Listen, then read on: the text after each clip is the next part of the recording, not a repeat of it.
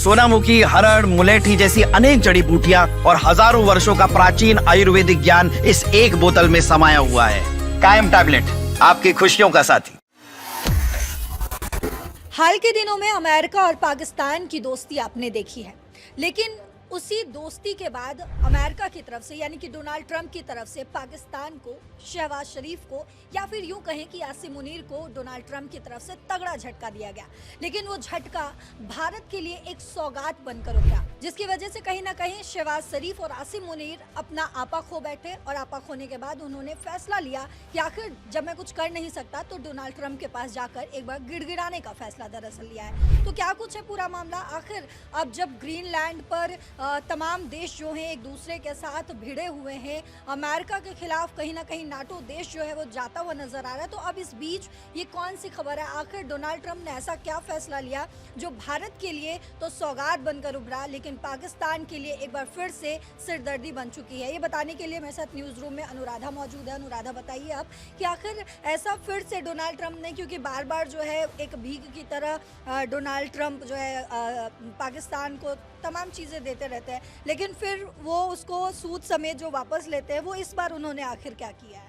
जी बिल्कुल, जिस तरीके से पल्लवी आपने जिक्र किया कि जब भी पाकिस्तान पर कोई मुसीबत आती है, पाकिस्तान टेंशन में होता है, दुनिया में कोई हलचल होती है, तो पाकिस्तान सीधा पहुंच जाता है डोनाल्ड ट्रंप के पास और वहां से वो मदद मांगने की कोशिश करता है। पिछले दिनों कई तस्वीरें आई थी जिसमें पाकिस्तान के प्रधानमंत्री से लेकर फील्ड मार्शल यानी कि आसिम मुनीर तक हमें ट्रंप के साथ बैठे हुए नजर आए थे। ओवल हाउस में वो लोग नजर आए थे, कभी डिनर पर जाते हैं, कभी लंच पे जाते हैं और बार बार वो डोनाल्ड ट्रंप के सामने गिड़गिड़ाने की कोशिश करते हैं कि भाई रहम कर दो और पाकिस्तान का खजाना भर दो, क्योंकि ये बात हर कोई वाकिफ है कि पाकिस्तान अभी जिस हालत में है वो खुद के दम पर खड़ा हुआ नहीं है, वो सिर्फ और सिर्फ दूसरों के पैसों पर मोहताज है।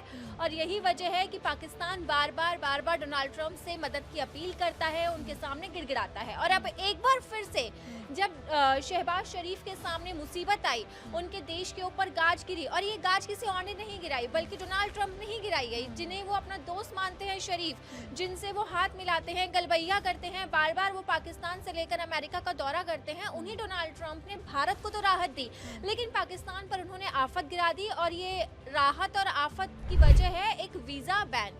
दरअसल इमिग्रेंट वीज़ा को लेकर डोनाल्ड ट्रंप ने एक बड़ा फैसला लिया और सीधे तौर पर उन्होंने ऐसे 75 देशों की लिस्ट जारी कर दी जिन पर अभी भी वो भरोसा नहीं जता पा रहे। उन्हीं 75 देशों में जो नाम है वो भारत के पड़ोसी मुल्कों का है और उस पड़ोसी में नाम सामने आता है पाकिस्तान का।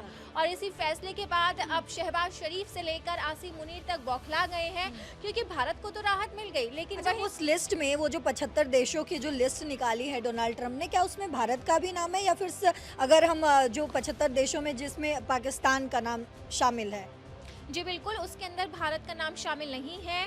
डोनाल्ड ट्रंप ने भारत पर भरोसा जताया है। इसे वॉशिंगटन और नई दिल्ली की परिपक्व दोस्ती, भरोसेमंद दोस्ती और एक विश्वास के तौर पर देखा जाता है। और यही वजह है कि अब पाकिस्तान बुरी तरीके से हिल गया है।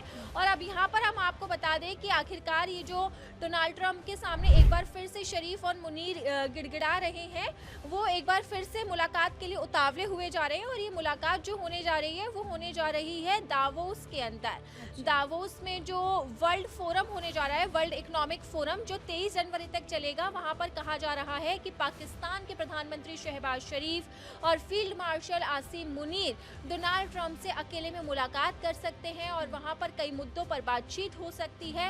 और ये साफ तौर पर देखा जा सकता है कि जब शरीफ से लेकर मुनीर तक डोनाल्ड ट्रंप से मिलेंगे तो द्विपक्षीय बातों के साथ साथ किसी समझौते पर बात नहीं होगी, बल्कि वो अमेरिका से अपील करेंगे कि हमें भी राहत दो, हमारे देश पर भी थोड़ा रहम करो। अब ये देखना होगा कि डोनाल्ड ट्रंप उन्हें राहत देते हैं या फिर नहीं देते हैं, लेकिन फिलहाल जो सबकी नजरें हैं वो सिर्फ और सिर्फ दावोस में होने वाली मीटिंग पर है और इसे लेकर ही कई तरह की जानकारी सामने आ रही है। अनुराधा, आपसे ये भी समझना चाहेंगे कि ये तमाम चीज़ें तो जो घटनाएं हो रही है वो हो रही है, लेकिन पाकिस्तान क्या कुछ प्लान बना रहा है? क्योंकि वो कह रहा है कि वो ऐसी खबरें भी सामने आ रही है कि शहबाज शरीफ और आसिम मुनीर जो हैं वो डोनाल्ड ट्रंप से मिलने जाएंगे, लेकिन उनका प्लान क्या है?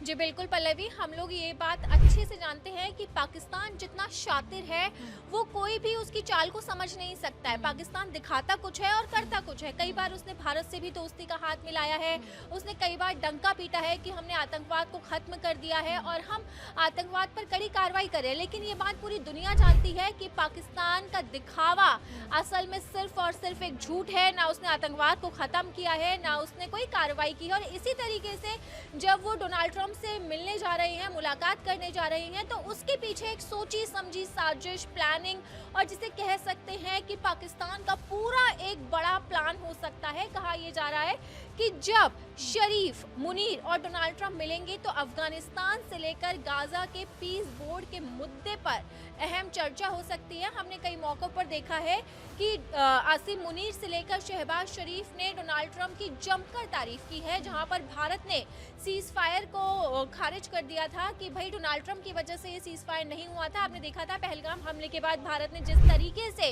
पाकिस्तान को घुटनों पर ला दिया था और पाकिस्तान के हौसलों को पस्त किया था अपने ऑपरेशन सिंदूर के बाद, उसकी गवाह पूरी दुनिया बनी थी। और ये ऐसा युद्ध छिड़ा था जिसके बाद माना जा रहा था कि अब पाकिस्तान के पसीने छूट रहे हैं। और इसी बीच में डोनाल्ड ट्रंप की तरफ से ऐलान किया जाता है कि भारत और पाकिस्तान के बीच में सीज फायर हो गया। और उसका क्रेडिट लेने की डोनाल्ड ट्रंप ने कई बार कोशिश की है, लेकिन भारत ने उस वक्त भी अनुराधा में याद है कि किस तरीके से पाकिस्तान के आसिम मुनीर या फिर शहबाज शरीफ जो हैं वो डोनाल्ड ट्रंप की पास पहुंचते हैं गिड़गिड़ाने के लिए कि हो सकता है तो आप इसमें कुछ पहल करिए और इस युद्ध को रुकवा दीजिए। जिसके बाद जो है डोनाल्ड ट्रंप अपने आप को ये क्रेडिट देते हुए भी नजर आए। हालांकि भारत की तरफ से यह हमने बार बार बताया है कि भारत की तरफ से ये साफ कर दिया गया था कि किसी भी अंतर्राष्ट्रीय देश या फिर किसी भी देश का इसमें हस्तक्षेप नहीं है। भारत और पाकिस्तान के बीच बातचीत हुई है जिसके बाद ये सीज फायर हुआ है। हालांकि उस वक्त भी हमने देखा कि किस तरीके से आसिम मुनीर को जो है वो व्हाइट हाउस में इनवाइट किया जाता है, वो जाते हैं वहाँ पे, लेकिन उसका भी किस तरीके से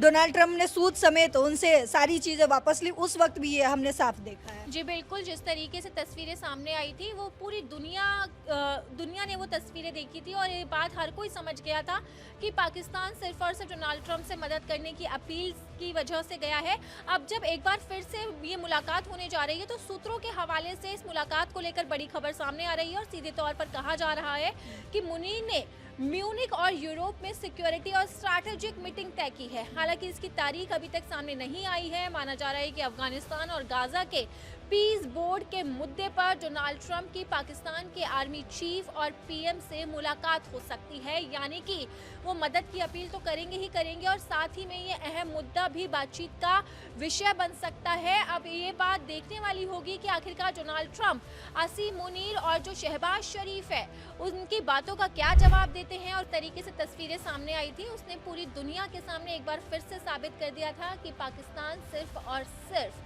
डोनाल्ड ट्रंप से अपने मतलब के लिए मुलाकात करता है। और यही जो मुलाकात की वजह थी वो ट्रेड डील तक पाकिस्तान को ले गई। हम सभी ये बात जानते हैं कि सबसे पहले जो डील होने वाली थी वो भारत के साथ ट्रेड डील होने वाली थी, लेकिन टैरिफ की वजह से अभी तक अमेरिका और भारत के बीच में ट्रेड डील नहीं हो पाई है।